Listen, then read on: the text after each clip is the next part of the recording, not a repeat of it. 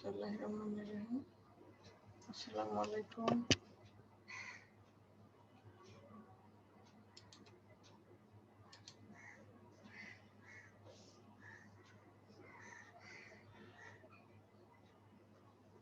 দশম শ্রেণীর মানবিক শাখার ভূগোল ও পরিবেশ বিষয়ের অনলাইন ক্লাসে তোমাদের স্বাগত জানাচ্ছি। আমি মোশাররফ ইসরাত জাহান।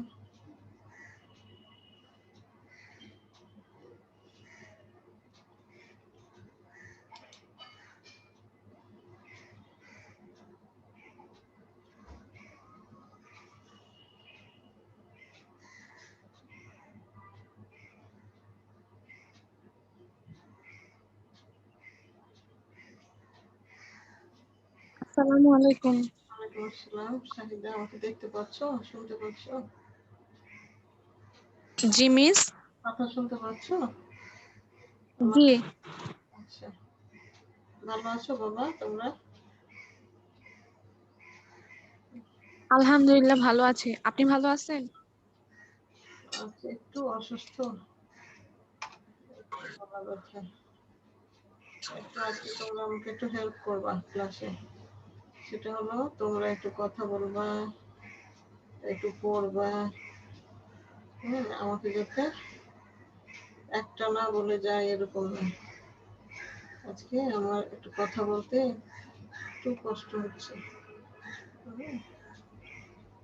মিস আসসালামু আলাইকুম। ওয়ালাইকুম সালাম। সিনহা, ভালো আছো? জি মিস ভালো আছি। মিস আপনি কেমন আছেন? একটু অসুস্থ বাবা, একটু গলা ব্যথা,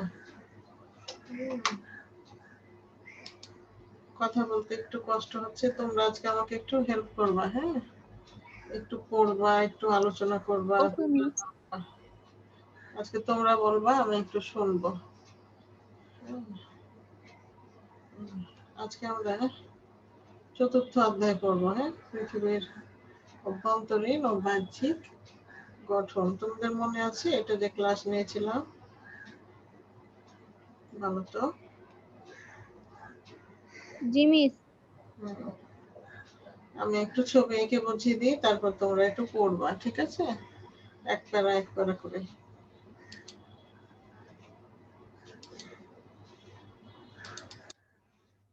দেখো, আমাদের বইয়ে যে ছবিটা আঁকা আছে সেটা হলো আংশিক, মানে একটা অংশ।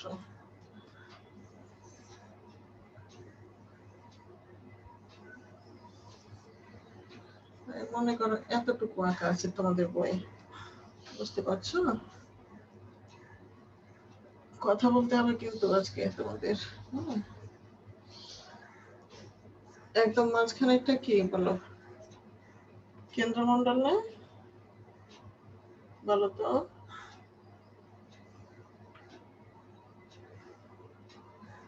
সিনহা, কথা বলো। মাঝখানে একটা কি? কেন্দ্রমন্ডল। তারপর একটা হলো গুরুমন্ডল, এবং তারপরে হলো অশ্বমন্ডল।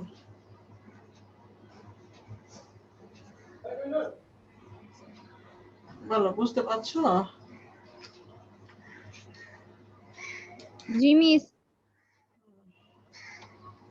এখন পৃথিবীটা তো এরকম গোল, তো একটা অংশ তোমাদের বইতে দেয়া আছে, একটা অংশ কেটে দেয়া আছে, বুঝতে পেরেছো? আর একদম উপরেরটা হলো ভূত্বক। ভূত্বকের উপরেই আমরা মনে করো ঘর বাড়ি বানিয়ে বসবাস করি। এখানে গাছপালা, নদী, সমুদ্র, সবকিছু। বলো, ধারণাটা কি স্পষ্ট হয়েছে তোমাদের?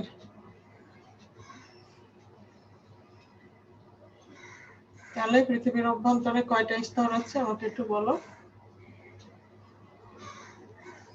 3টি। কি কি? কি কি? অর্শমণ্ডল, গুরুমণ্ডল, কেন্দ্রমণ্ডল। একটু এভাবে কথা বলো তো বাবা আজকে। আমি এখন তোমাদেরকে বই স্ক্রিনটা শেয়ার করছি, তোমরা একটু দুইজনে এক পারা করে পড়ো। প্রথমে কে পড়বে? শুরুর দিকে যেখানে ব্যাখ্যা দরকার হবে আমি বোঝাবো। আজকে তোমরা একটু কথা বলো। এখান থেকে একটু পড়ো। প্রথমে কে পড়বে? শাহিদা নাকি সিনহা? বলো।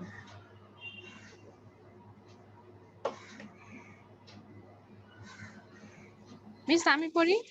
সৃষ্টির শুরুতে পৃথিবী ছিল এক। আচ্ছা পড়ো। না তুমি বলো, সমস্যা নেই। আচ্ছা, একদম ধরো এতখানি ওই কি পড়বো এই অধ্যায়ে, এটা আমাদের দরকার নাই, এখানে দরকার নাই। এই তারাটা পড়ে সোজা ভূতক পর্যন্ত একজন পড়বা। যেখানে বুঝবা না অবশ্যই বলবা যে আমি সেখানটা একটু আমাদের বলে দেন। হ্যাঁ, ওকে। হ্যাঁ, এটা যেহেতু আমরা রিভিশন করছি, একটু পড়ো বাবা, এখান থেকে শুরু করো। সৃষ্টির শুরুতে পৃথিবী ছিল এক উত্তপ্ত গ্যাসপিণ্ড। এই গ্যাসপিণ্ড ক্রমে ক্রমে শীতল হয়ে ঘনীভূত হয়। এই সময় এর উপর যে আস্তরণ পড়ে তা হলো ভূত্বক। ভূগর্ভে রয়েছে তিনটি স্তর: অশ্বমণ্ডল, গুরুমণ্ডল ও কেন্দ্রমণ্ডল। ভূত্বক যেসব উপাদান দিয়ে তৈরি তার সাধারণ নাম শিলা। পৃথিবীতে কার্যরত বিভিন্ন ভূমিরূপ প্রক্রিয়ার শিলা ও খনিজের ধরন দ্বারা প্রভাবিত হয়। ভূপৃষ্ঠ সর্বদা পরিবর্তনশীল। এই পরিবর্তন দুরকম: ধীর পরিবর্তন ও আংশিক পরিবর্তন। এই অধ্যায়ে আমরা পৃথিবীর অভ্যন্তরীণ ও বাহ্যিক গঠন, বিভিন্ন বাহ্যিক, এটা পড়তে হবে বাহ্যিক, বাইরে। বাহ্যিক গঠন, বিভিন্ন রকম শিলা, ভূপৃষ্ঠের ধীর আংশিক পরিবর্তন এবং বিভিন্ন এটা হবে আকস্মিক, মানে হঠাৎ। আকস্মিক বলতো? আকস্মিক হ্যাঁ। ভূমিরূপ নিয়ে আলোচনা করব। একটু থামো, এই ছবিটা দেখো। পৃথিবীর বাইরে কি থাকে? এই যে বাহ্যিক মানে বাইরে, বাইরের দিকে থাকে পাহাড়, মালভূমি, আগ্নেয়গিরি, পর্বত, অববাহিকা, মরুভূমি, নদী, এগুলো থাকে। আর পৃথিবীর কেন্দ্রে থাকে এরকম তিনটা স্তর। বাহ্যিক মানে বাইরের আবরণ, বাইরে কি কি আছে, আর অভ্যন্তরীণ মানে ভিতরের। এবার এই অভ্যন্তরীণ ঘটনটা পড়ো। জিমিস এটা পড়তে থাকো, ভূত্বক পর্যন্ত তুমি পড়ো। তারপর গুরুমণ্ডল আর কেন্দ্রমণ্ডল পড়বে শাহিদা। সৃষ্টির সময় পৃথিবীর অভ্যন্তরীণ গঠন। সৃষ্টির সময় পৃথিবী ছিল একটি উত্তপ্ত গ্যাসপিণ্ড। উত্তপ্ত অবস্থা থেকে এটি শীতল ও ঘনীভূত হয়।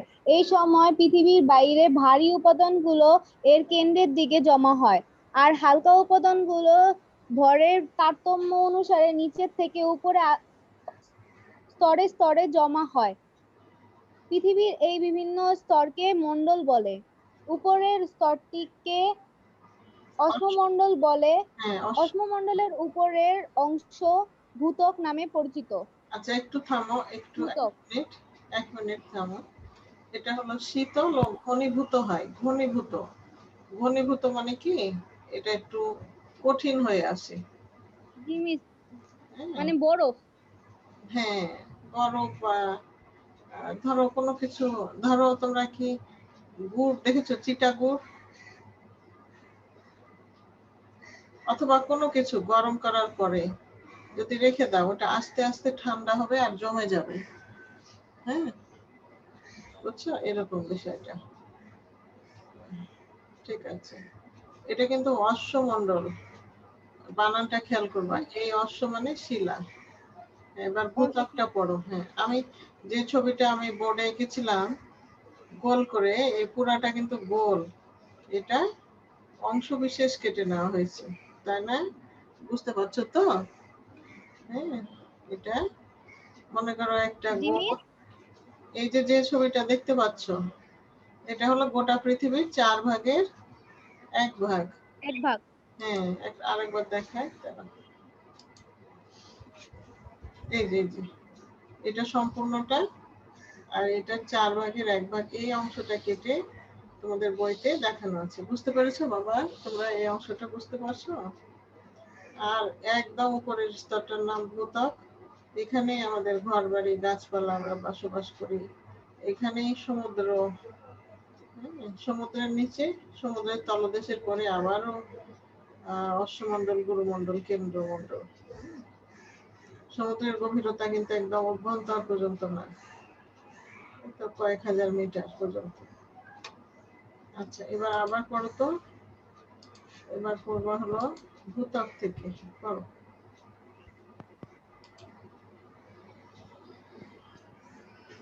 সিনহা, ভূত্বকটা ভূত্বক পড়ো। ভূপৃষ্ঠের শিলার যে কঠিন বহিরাবরণ দেখা যায় তাই ভূত্বক। চিত্র 4.1। হ্যাঁ, এই যে ভূ অভ্যন্তরণের অন্যান্য স্তরের তুলনায় ভূত্বকের পুরুত্ব সবচেয়ে কম, গড়ে 20 কিলোমিটার। ভূত্বক মহাদেশের তলদেশে গড়ে 35 কিলোমিটার এবং সমুদ্র তলদেশে তা গড়ে মাত্র 5 কিলোমিটার পুরু। সাধারণভাবে মহাদেশীয় ভূত্বকের এই স্তরকে সিয়াল স্তর বলে, যা সিলিকন সি ও অ্যালুমিনিয়াম Al দ্বারা গঠিত, যা সিয়াল স্তরের তুলনায় ভারী এবং এর প্রধান খনিজ উপাদান সিলিকন ও এটাও পড়বো Si। হ্যাঁ, ওটা সংক্ষেপে, ওটার সংকেত SI, সিলিকন। হ্যাঁ, ম্যাগনেসিয়াম হলো Mg। ঠিক আছে, পড়ো।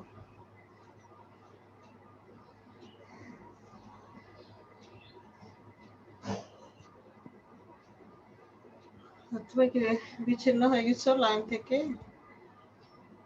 তাই দুইটাকে একসাথে কি বলে? সীমা স্তর বলে। এবং এই ব্যাসল্ট স্তরটাই পৃথিবী জুড়ে বহিরাবরণ এবং গভীর সমুদ্রের তলদেশে বিদ্যমান থাকে। অনুমান করা হয় হ্যাঁ, পড়ো পড়ো। হ্যাঁ, অনুমান করা হয় যে এই ব্যাসল্ট স্তরই সারা পৃথিবী জুড়ে বহিরাবরণ ও গভীর সমুদ্র তলদেশে বিদ্যমান। ভূত্বকের উপরের বাহ্যিক অবয়বগুলো দেখা যায়, যেমন পর্বত, মালভূমি, সমভূমি ইত্যাদি। ভূত্বকের নিচের দিকে প্রতি কিলোমিটার 330 ডিগ্রি সেলসিয়াস তাপমাত্রা বাড়ে। হ্যাঁ, আমরা এই যে ভূত্বক থেকে যত নিচের দিকে 1 কিলোমিটার করে যাব, ততই 30 ডিগ্রি করে বাড়বে। মানুষ অবশ্য পৃথিবীর অভ্যন্তরে যেতে পারে না, এটা সম্ভব না। তাহলে এগুলো জানলো কিভাবে ভিতরে কি আছে? কিভাবে জানলো? এটা জানলো কিভাবে জানো? এখান থেকে যে আগ্নেয়গিরি লাভা বের হয়, লাভাগুলো বিশ্লেষণ করে দেখলো যেগুলো কোন স্তরে থাকে। এটা একটা। আর একটা হলো কৃত্রিম ভাবে কম্পন তৈরি করে সেই তরঙ্গ রেখা বিশ্লেষণ করে। মানে এখানে বিজ্ঞানীদের গবেষণার ফলাফল, বুঝছো? আচ্ছা, এরপর শাহিদা পড়ো তো বাবা, গুরুমণ্ডল আর কেন্দ্রমণ্ডলটা। গুরুমণ্ডল ভূত্বকের নিচে প্রায় 2885 কিলোমিটার পর্যন্ত পুরুমণ্ডলকে গুরুমণ্ডল বলে। গুরুমণ্ডল মূলত পুরুমণ্ডল, পুরু মানে প্রশস্ত বা চওড়া, মানে এটা হলো 2885। দেখায় কোনটা? এই দেখো, এটা একদম ভূত্বক থেকে শুরু করে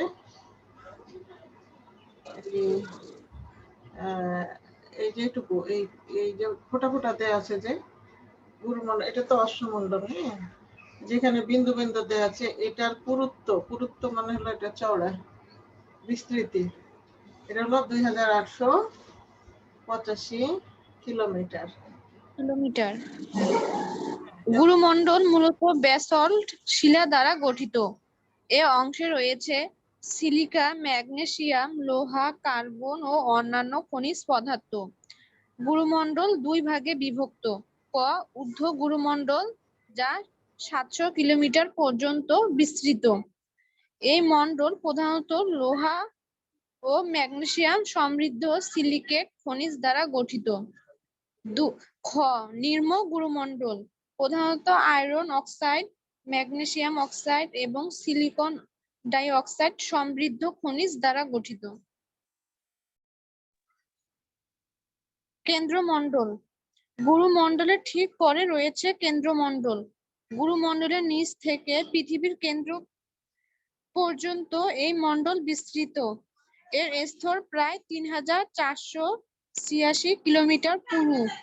ভূকম্পন তরঙ্গের সাহায্যে জানা গেছে যে কেন্দ্রমণ্ডলের একটি তরল বহির্বারণ আছে, যা প্রায় 2270 কিলোমিটার পুরু এবং একটি কঠিন অঙ্গভাগ আছে যা 1216 কিলোমিটার পুরু। বিজ্ঞানীগণ বিশ্বাস করেন যে কেন্দ্রমণ্ডলের উপাদানগুলোর মধ্যে লোহা, নিকেল, পারদ ও সীসা রয়েছে, তবে প্রধান উপকরণ হলো নিকেল ও লোহা।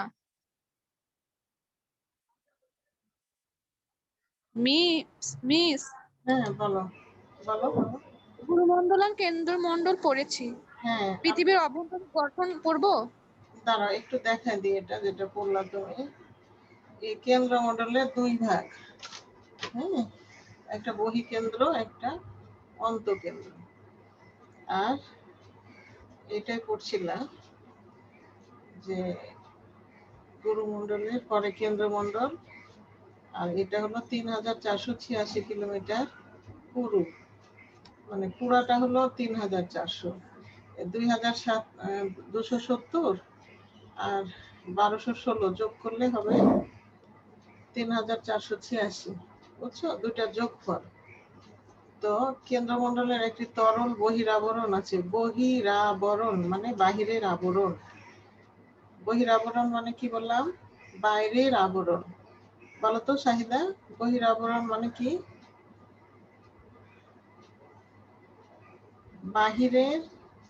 বাহিরের আবরণ।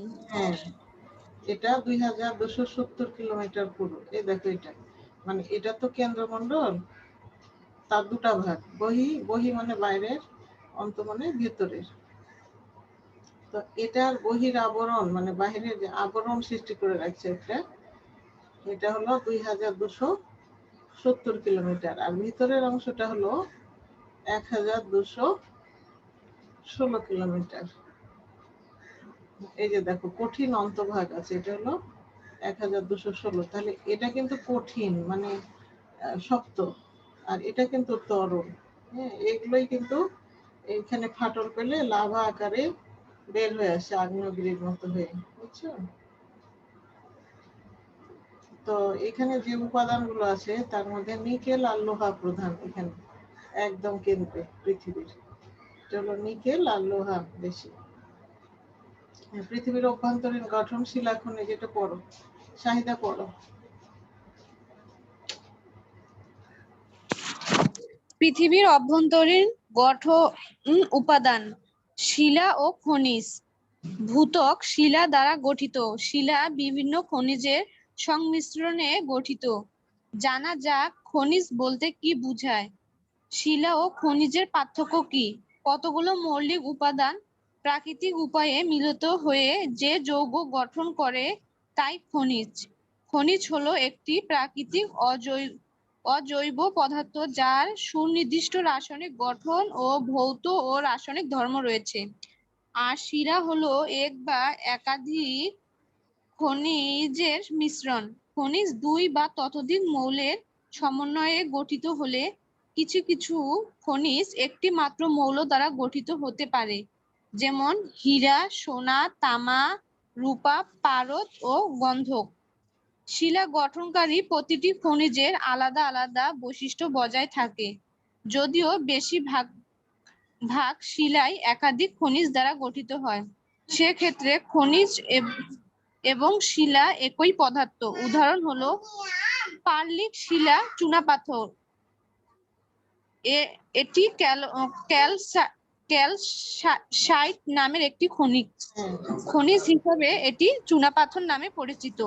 হ্যাঁ হ্যাঁ, তাহলে আমরা এখান থেকে কি বুঝলাম বলো?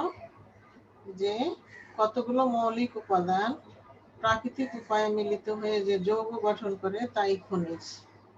মৌলিক উপাদান মানে কি? যেটাকে ভাঙলে ওই পদার্থ ছাড়া অন্য কোনো পদার্থ পাওয়া যাবে না। হ্যাঁ, আর যৌগিক হলো একাধিক মৌলিক পদার্থ যুক্ত থাকে। তাহলে আর শিলা হলো এক বা একাধিক খনিজের মিশ্রণ। হ্যাঁ, তাহলে শিলা খনিজ কাকে বলে এখানে আমরা দেখলাম। এবার শিলা ও খনিজের মধ্যে পার্থক্য। তোমরা কি এই ছকটা পূরণ করা আছে? তোমাদের কাছে যে বই আছে সেখানে কি এই ছকটা পূরণ করা আছে? দেখো তো একটু, একটু দেখো তো বাবা। আমার নাই। সিনহা তোমার আছে?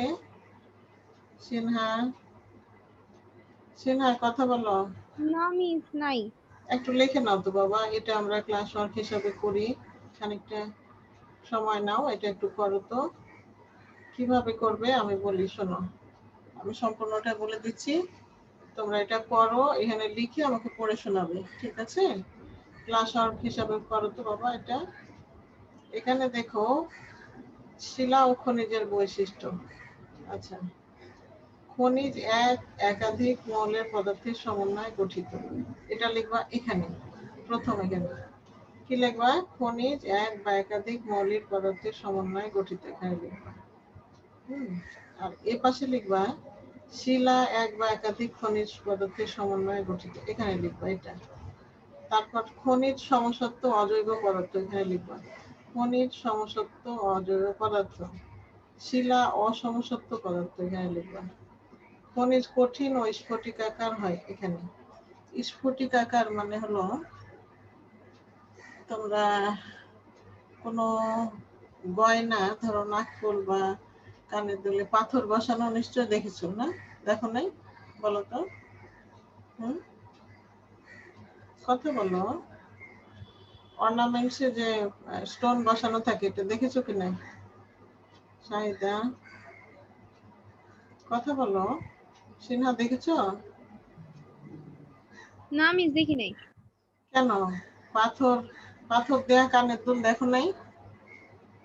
ও হ্যাঁ জি মিস দেখছি। তো ওই পাথরগুলো দেখো না কিরকম চকচক করে?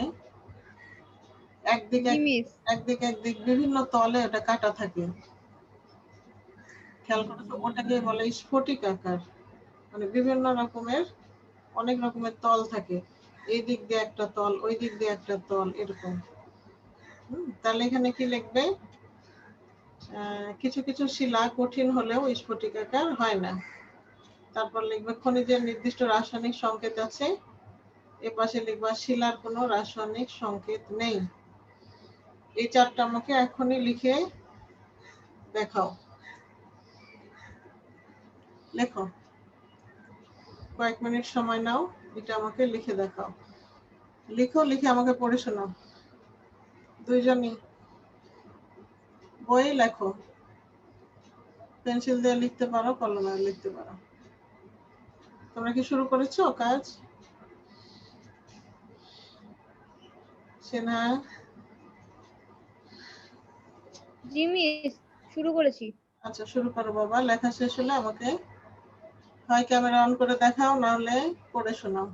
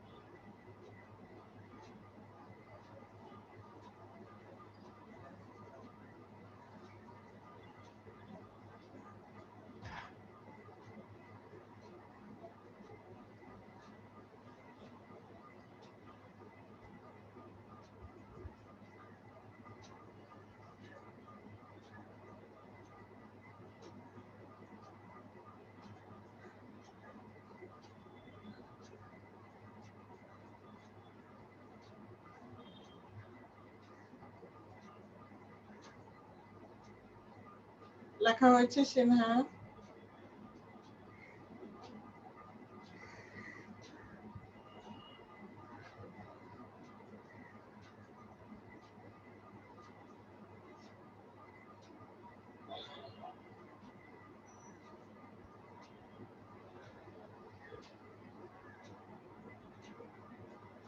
সিনহা শাহিদা লেখা হচ্ছে, এত সময় লাগার কথা না, চট করে লিখে ফেলো।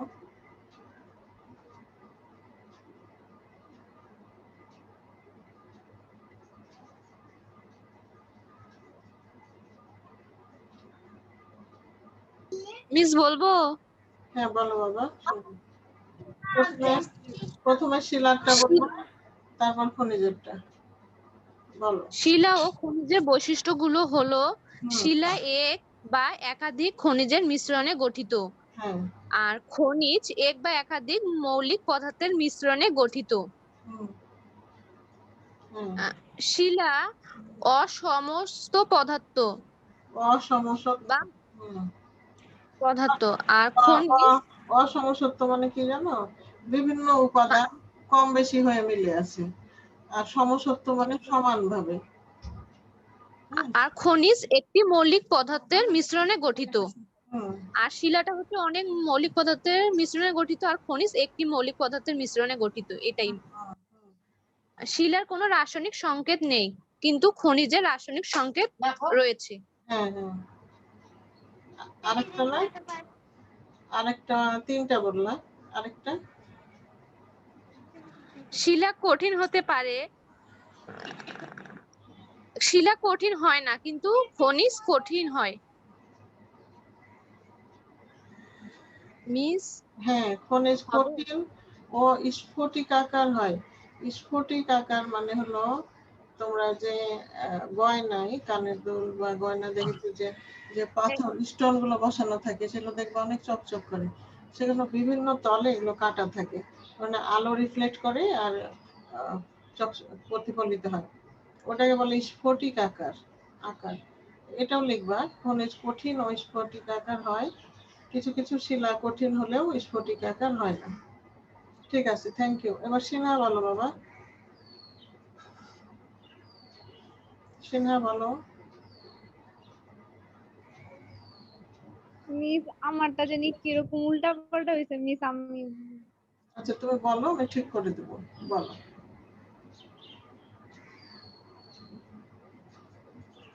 বলো, উল্টা হলে আমি ঠিক করে দেবো, বলো।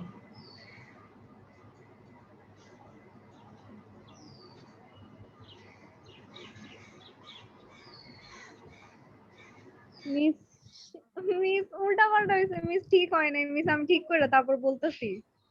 আচ্ছা ঠিক আছে।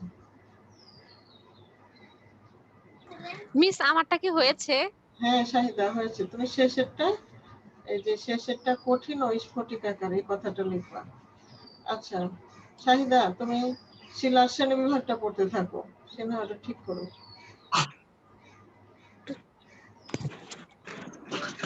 শিলা ও এর শ্রেণী বিভাগ। ভূত্বক যেসব উপাদান দ্বারা গঠিত তাদেরকে সাধারণ নাম শিলা।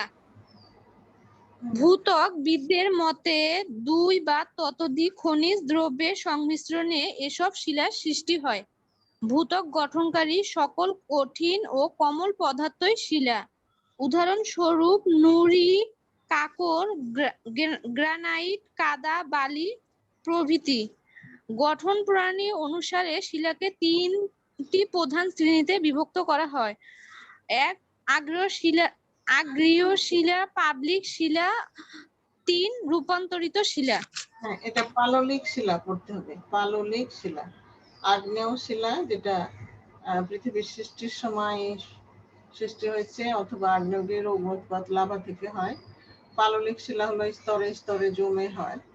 রূপান্তরিত শিলা হলো এই দুই ধরনের শিলা, তাপ চাপ বিভিন্ন রকম শক্তির কারণে যে পরিবর্তন হয়ে যায়, সেটা হলো রূপান্তরিত শিলা। এবার আগ্নেয় শিলার বিবরণটা পড়ো। আগ্নেয় শিলা। জন্মের প্রথমে পৃথিবী একটি উত্তপ্ত গ্যাসপিণ্ড ছিল। এই গ্যাসপিণ্ড ক্রমান্বয়ে তাপ বিকিরণ করে তরল হয়, পরে আবার তাপ বিকিরণ করে এর উপরিভাগ শীতল ও কঠিন আকার ধারণ করে। এভাবে গলিত অবস্থা থেকে ঘনীভূত বা কঠিন হয়ে যে শিলা গঠিত হয় তাকে আগ্নেয় শিলা বলে। আগ্নেয় শিলা পৃথিবীর একটু থামো শোনো, এখানে এটা এভাবে গলিত অবস্থা থেকে ঘনীভূত করতে হবে, মানে কোনো কিছু গলিত ছিল সেটা পরে কি হয়, ঠান্ডা হলে সেটা জমে যায়। হ্যাঁ, যেমন ধরো চকলেট যখন তৈরি করে, কারণ প্রথমে তো তরল থাকে, তাপ দেয়, তারপর ওটা মনে করো নির্দিষ্ট ছাঁচে রেখে দেয়, চকলেটের আকারে এটা ঘনীভূত হয় বা কঠিন হয়। এবার বুঝতে পেরেছো জিনিসটা? বলো তো। জি মিস। হ্যাঁ, ঘনীভূত হয়ে, তাহলে পৃথিবীর সৃষ্টির সময় এটা সৃষ্টি হয়েছিল, এই জন্য একে প্রাথমিক শিলা বলে। আচ্ছা, এবার বাকিটা পড়ো। আগ্নেয় শিলা পৃথিবীর প্রথম পর্যায়ে সৃষ্টি হয়, তাই এই শিলাকে প্রাথমিক শিলাও বলে।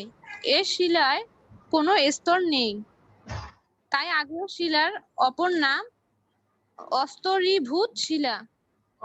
এ শিলা অস্তরীভূত শিলা বলো, অস্তরীভূত শিলা। অস্তরীভূত শিলা। হুম, এ শিলায় জীবাশ্ম নেই। এই শিলার জীবাশ্ম কি বৈশিষ্ট্য জানো? হলো, জীবাশ্ম কি? জীবাশ্ম হচ্ছে মাটির খনিজ জাতীয় পদার্থ। না না, কোন উদ্ভিদ বা প্রাণী ধরো মারা গেল, দীর্ঘদিন ওটা যদি চাপা পড়ে থাকে মাটির নিচে বা পাথরের নিচে, তো ওইটা ছাপটা ওই পাথরে পড়ে থাকবে, বুঝছো? এটাকে বলে জীবাশ্ম। মানে এই যে ধরো যারা প্রত্নতত্ত্ববিদ গবেষণা করে পুরানো জিনিসের নিয়ে, শিলায় প্রাণী দেহ বা উদ্ভিদ দেহের ছাপ, এটাকে বলে জীবাশ্ম। বুঝতে পেরেছো? আচ্ছা, বাকিটা পড়ো।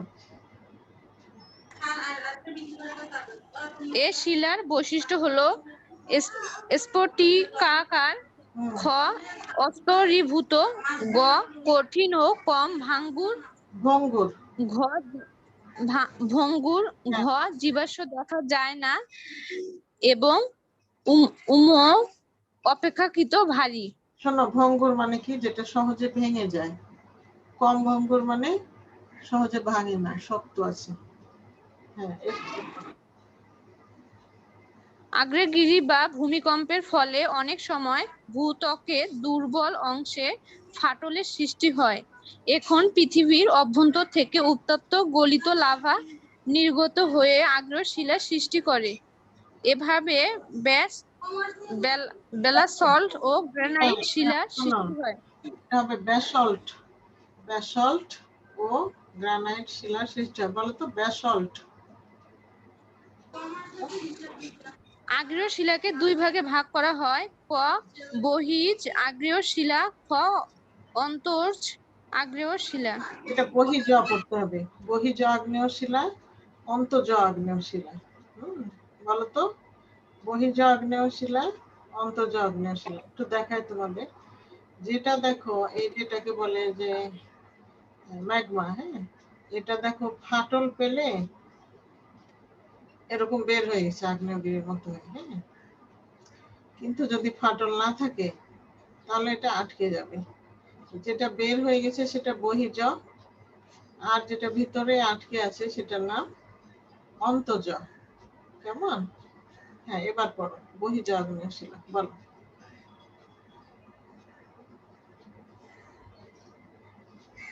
বলো শাহিদা, বহির্জ আগ্নেয় শিলাটা কাকে বলে? এটা একটু বলো তো।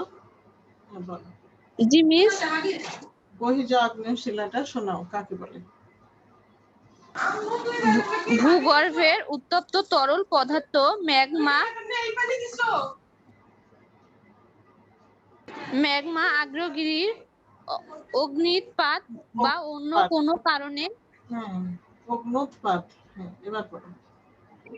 বা অন্য কোনো অন্য কোনো কারণে বেরিয়ে এসে শীতল হয়ে জমাট বেঁধে উম, বহিজ বহির্য বহির্য আগ্নেয় শিলার সৃষ্টি হয়। এদের দানা খুব শুকনো, রং সূক্ষ্ম গাঢ়, সূক্ষ্ম সূক্ষ্ম, হ্যাঁ সূক্ষ্ম মানে হলো খুব চিকন। রং গাঢ়। হুম, এই শিলার উদাহরণ হলো ব্যাসল্ট, রায়োলাইট ও অ্যান্ডিসাইট ইত্যাদি ইত্যাদি। ইত্যাদি, হ্যাঁ খটা অন্তর্জ আগ্নেয় শিলা। অন্তর্জ আগ্নেয় শিলা। উত্তপ্ত ম্যাগমা ভূপৃষ্ঠের বাইরে না এসে ভূগর্ভে জমাট বাঁধলে তৈরি হয় অন্তর্জ আগ্নেয় শিলা। এর দানাগুলো স্থূল ও হালকা রঙের হয়। গ্রানাইট, গ্রাবো, হ্যাঁ গ্রাবো, ডলোরাইট, হ্যাঁ ল্যাকোথিট, ল্যাকোলিথ, ল্যাকোলিথ, ল্যাকোলিথ, বাথোলিথ, ডাইট। ডাই ও সিল এ শিলার অন্যতম উদাহরণ। হ্যাঁ এই যে দেখো ডাইক, এটাকে বলছে ডাইক, এটা শিল, এগুলো ভিতরেই থাকে মানে ভূত্বকের নিচে, সেটাকে বলছে অন্তর্জ। অন্ত মানে ভেতরে, আর বহির্য মানে বাইরে। ঠিক আছে, অনেক ধন্যবাদ শাহিদা তোমাকে। এখন একটু রোল কলটা নেব।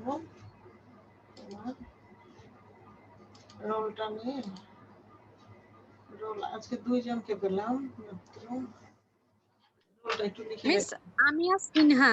হুম, এই অধ্যায়টা কি কঠিন লাগে তোমাদের? কোন অংশটা কঠিন লাগে বলো?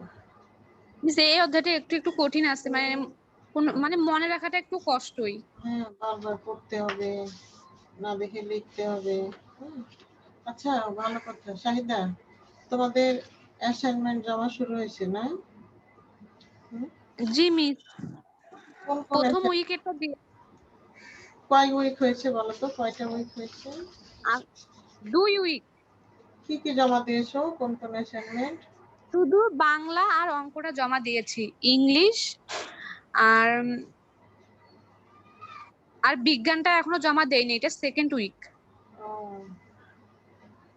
ভূগোল তো এখনো জমা দাওনি না? ভূগোল মানে আসে নাই অ্যাসাইনমেন্টে? ম্যাম ওইটা মেবি পঞ্চম উইকে।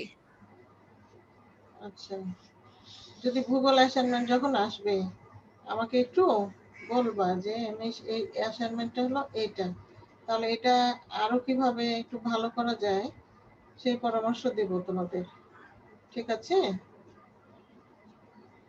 জি মিস, বলবো। অবশ্যই আমাকে মনে করিয়ে দিবে যে মিস আমাদের এই সপ্তাহে ভূগোলের অ্যাসাইনমেন্ট আছে, এই হলো টপিক, আপনি আমাদের একটু বলে দেন কিভাবে আমরা এটা ভালো করে লিখতে পারি। ঠিক আছে?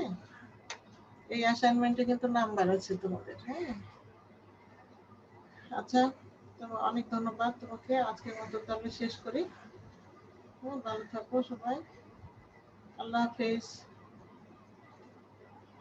আসসালামু আলাইকুম। ওয়ালাইকুম আসসালাম।